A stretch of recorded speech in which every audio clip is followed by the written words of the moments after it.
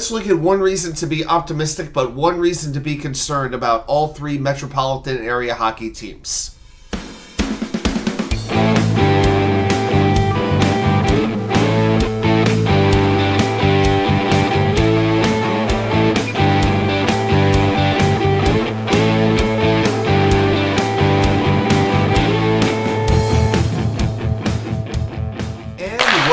Well, welcome back to New York Sports WickerMedia. I'm Wa2K99. Thank you, as always, for taking the time to watch these videos. So it's been a pretty good start for all three local metropolitan hockey teams. They occupy 3 of the top 4 spots in the Metro Division. Rangers in first, the Devils in third, and the Islanders in fourth. All 3 teams were in action on Tuesday night, and the Rangers did win their game, winning 5-3 over Detroit. Very high-powered and young Detroit squad.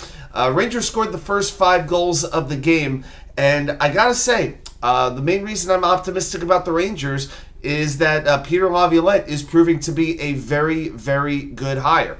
No doubt about it. You're seeing a lot more structured defense than you saw under Gerard Gallant.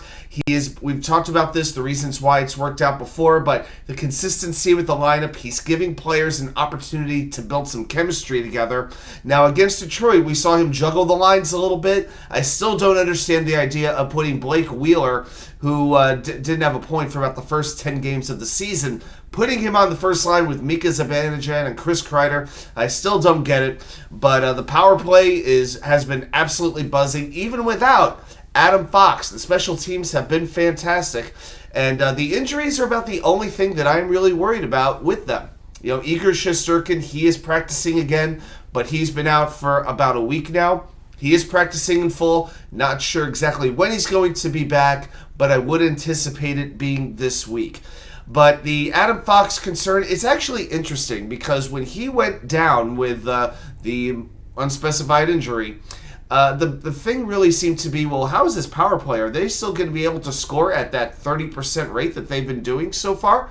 But Eric Gustafsson has slid into that spot quite flawlessly without really any issue at all.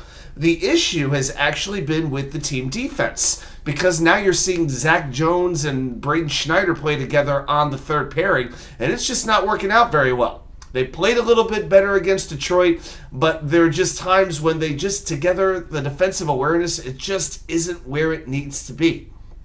Now, Fox is going to be out till at least November 29th, so he has to miss at least 4 total weeks with this injury. And after that, it's at this point, it's anybody's guess when he's going to return to the ice. But the amazing thing is, it's more about the defense with this team than it is with the offense.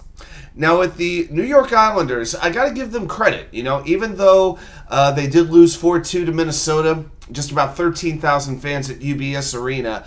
That was a game where the Islanders had a 2-1 lead, but the Wild scored 3 in a row. Kirill Kaprizov and Joel Eriksson-Ek scored on consecutive shots. The concern I have with the Islanders is that it's really bringing into focus the team's struggle in the third period. They have a -8 goal differential in the third period.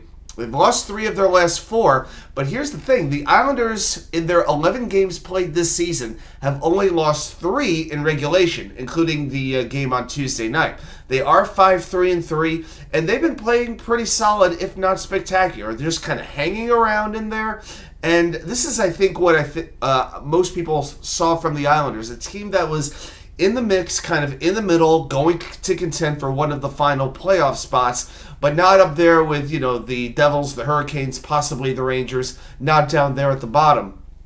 But you wonder on a night-in, night-out basis, what are they ultimately going to do to take a step up? And I felt during the offseason they needed to bring in some outside talent, and I don't feel they did that. They were more content with just standing pat. But if the Islanders are serious about going for it, they're going to need to acquire some outside help and also figure out what's going on in the third period, because in these big spots, it's not quite working out for them. Oh, by the way, Rangers versus Islanders, we still have to wait till February 18th for the first game between those two teams. Absolutely ridiculous. And speaking of third period struggles, let's talk about the New Jersey Devils. So they lose 6-3 to Colorado on Tuesday, gave up the last 3 goals of the game. Now they're 7-4, off to a fine start. And, they're without nicohischier and jackhughes. Of course, they're taking a hit. Their 1-2 punch at center that would hurt any team. The thing that you have to be optimistic about is the scoring. They are 4th in goals per game, but at the same time, with the defense, it has been struggling. They are allowing the 4th most goals per game as well. Without Ryan Graves and Damon Severson, the defense has taken a hit. There's just no way around that. A lot of Devil fans, a lot of media pundits basically anointed the Devils the favorite in the Metropolitan Division. And the thing is, the goaltending, they could get on little streaks here and there between Vanacek and Schmid. But is this a goaltending tandem you can really trust against the best teams? Now, I'm not saying you need a Hall of Famer to win a Stanley Cup. We've seen plenty of examples. Aiden Hill with the Vegas Golden Knights last year. But you need a goaltender to get hot for a stretch, and can you trust Vanacek and Schmid to do that? It's a big question, and upcoming they have games against the Penguins, the Rangers, the Red Wings. I think those are going to be some very, very interesting tests, especially without Heischer, who has a concussion, and without Hughes, who I believe it's a shoulder injury, and he's still week to week. So they're scoring a lot of goals. The offense is definitely humming, but they have to find a way to keep the puck out of the net.